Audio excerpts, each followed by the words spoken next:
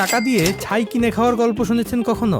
আমি কিন্তু সম্প্রতি ঠিক এমনই একটা অভিজ্ঞতার মুখোমুখি হয়েছি। ঢাকা থেকে রাজশাহী যাওয়ার জন্য ট্রেনে ভ্রমণ করছিলাম। হঠাৎ দেখলাম ট্রেনে কিছু খাবার দাবার বিক্রি করা হচ্ছে, আর প্রতি প্লেটের দাম 170 টাকা। ভাবলাম এত আত্মবিশ্বাসের সাথে বিক্রি করছে, দেখি না খাবারটা আসলে কেমন। তো প্রথমেই ট্রাই করলাম তাদের কাঠ সমতুল্য একটা পাউরুটি ভাজা। মুখে দেওয়ার পর মনে হলো যেন ঝাল মশলা মাখানো একটা কাঠের টুকরা চিবাচ্ছি। তারপর ট্রাই করলাম তাদের কাটলেট, কিন্তু কাটলেট খাওয়ার পর আমার কাছে মনে হলো আমি যেন কোনো কাটলেট না, আটার একটা দলা খাচ্ছি।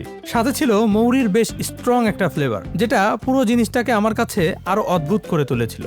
তবে সবচেয়ে আশা ছিল তাদের চিকেন ফ্রাইটা নিয়ে। মোটামুটি সাইজের একটা পিস, উপরে ক্রাম কোটিং এর মতো একটা লেয়ার ছিল, কিন্তু সমস্যা হলো ক্রিস্পি হওয়ার কথা থাকলেও সেটা মোটেও ক্রিস্পি ছিল না, বরং কোটিংটা এমন একটা অবস্থায় ছিল হাতে নিলেই আটার মতো লাগছিল। আর চিকেনের কথা বললে এতটাই ড্রাই লেগেছে যে পানি ছাড়া খেতে গেলে গলায় আটকে যাওয়ার সম্ভাবনাই বেশি। সব মিলিয়ে 170 টাকার এই মিল আমার কাছে ব্যক্তিগতভাবে খুব একটা স্যাটিসফাইং মনে হয়নি। আপনারা যদি কখনো এমন কোনো ট্রেনের খাবার ট্রাই করে থাকেন তাহলে কমেন্ট করে জানাতে পারেন আপনাদের অভিজ্ঞতা কেমন ছিল।